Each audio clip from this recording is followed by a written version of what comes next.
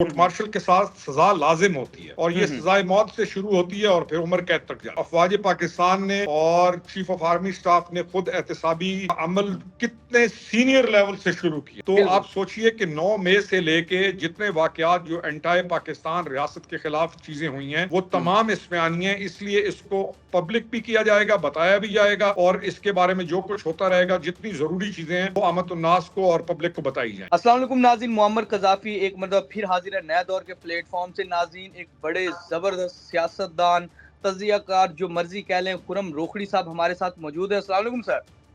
My player जी, वालेकुम अस्सलाम कज़ाफ़ी जी। Sir, ये जो फैज़ हमीद को चार्ज शीट क्यों की गई है, असल वजूहात क्या है, कौन सी मेन चीज़ है जिसकी वजह से फैज़ हमीद को माफ़ी नहीं मिल सकी? देखें, कज़ाफ़ी जिस दिन फैज़ हमीद साहब को अरेस्ट किया गया था तो उसी दिन जो सबसे बड़ी खतरे की घंटी है वो बजना शुरू हो गई थी और उनको चार चीज़ों पर चार्जशीट पेश की गई है। 4 चीज़ें हैं मेन। एक है सियासी सरगर्मियों में मुलव्विस होना, दूसरा है ऑफिशियल सीक्रेट एक्ट की खिलाफ वर्जी, तीसरा है रियासत के तहफ़्फ़ुज़ और मुफाद को नुकसान और चौथा है मुअय्यन अशख़ास को भी नुकसान पहुंचाना। ये 4 चीज़ें हैं जिन पर यह चार्ज फ्रेम किया गया है और अब इन्हीं पर ही सारी चीज़ें आगे चलेगी क्योंकि कोर्ट ऑफ इंक्वायरी जो है वो मुकम्मल हो चुकी है और एविडेंस या तमाम जो सबूत हैं वो तमाम मुहैया हो चुके हैं।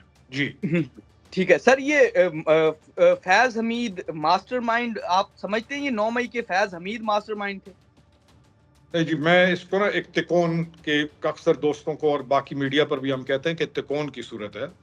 इसका हेड जो है, या इसको आप एक किंग्स काउंसिल कह लें, इसका हेड जो है वो है बानी तहरीक इंसाफ पार्टी। दूसरी कुर्सी है फैज़ हमीद साहब के पास और तीसरी कुर्सी है उनकी बेगम साहिबा के पास जिसने 24 तारीख को लश्कर कशी की।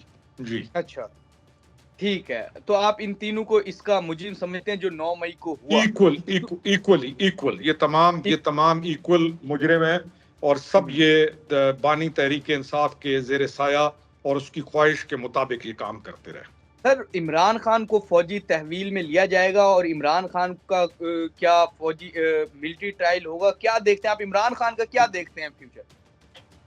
देखें, पहली चीज़ ये है कि क्या तहवील में लेना चाहिए, तो उस पर मेरा जवाब ये है कि बिल्कुल 100% तहवील में लेना चाहिए। ट्रायल होना चाहिए, बिल्कुल ट्रायल होना चाहिए। फ्यूचर क्या है? फ्यूचर तो अल्लाह ताला अपनी अमान में रखे। इंसान जो काम कर रहा होता है और जिस रविश या जिस डगर पर वो चल रहा होता है तो वो सामने चीज़ें हमारे सामने हैं। अभी इस हफ्ते के अंदर 3 ऐसी एंटायर स्टेट हरकतें हैं कि पाकिस्तान के इदारों की प्रोडक्ट का बाइकआउट कर दो। बाहर जो लोग बैठे हुए हैं उनको कहा गया है कि आपने पैसे पाकिस्तान में नहीं भेजने। तीसरा, इस एक हफ्ते के अंदर सिविल नाफरमानी का ऐलान कर दिया गया। तो बचता क्या है, मुझे आप ये बताएं।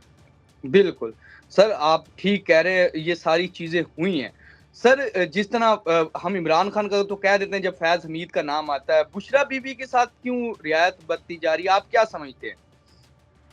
देखिए जी, रियायत कौन बता रहे हैं कि वो तो फिर उसमें बुशरा बीबी शामिल है ना?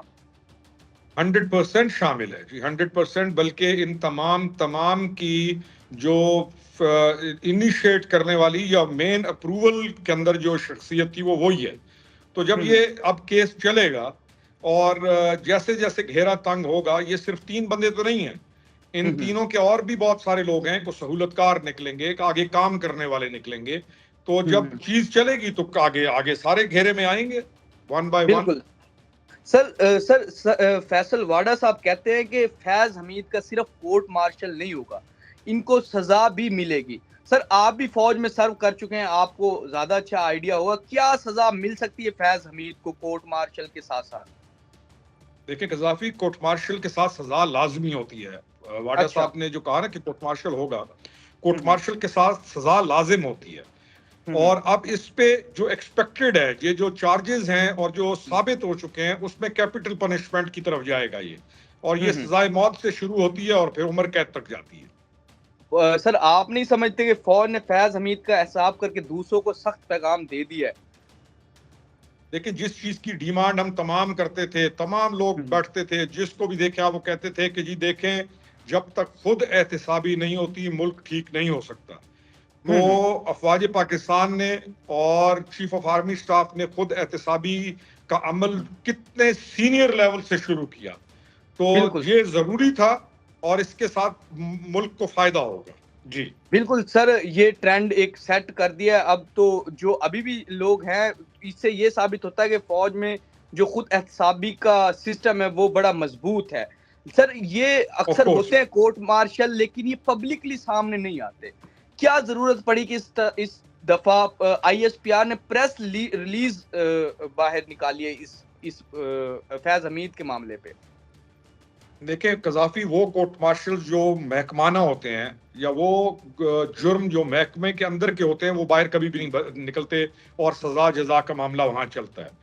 لیکن یہ والا جو جرم ہے یہ ملک قوم کے ساتھ جڑا ہوا ہے، یہ آپ کی سیاسی سرگرمیوں سے جڑا ہوا ہے، یہ آپ کی حکومت وقت اس وقت کی کے ساتھ جڑا ہوا ہے. اور یہ جب آپ سنتے ہیں نا کہ آفیشیل سیکرٹ ایکٹ کا اس کے اوپر اطلاق ہوگا، تو بالکل آپ سوچئے کہ 9 مئی سے لے کے جتنے واقعات جو انٹائر پاکستان ریاست کے خلاف چیزیں ہوئی ہیں وہ تمام اس میں آنی ہیں. اس لیے اس کو پبلک بھی کیا جائے گا، بتایا بھی جائے گا، اور اس کے بارے میں جو کچھ ہوتا رہے گا، جتنی ضروری چیزیں ہیں وہ عامت الناس کو اور پبلک کو بتائی جائیں گی. جی جی تو ناظرین، ہمارے ساتھ خرم روکھڑی صاحب موجود تھے، جنہیں ہمیں بتایا کہ فیض حمید کے ساتھ آگے کیا ہوگا، عمران خان کے ساتھ کیا ہوگا. فی الحال کے لیے نیا دور سے معمر قذافی کو اور خرم روکھڑی صاحب کو اجازت دیجیے. خدا حافظ.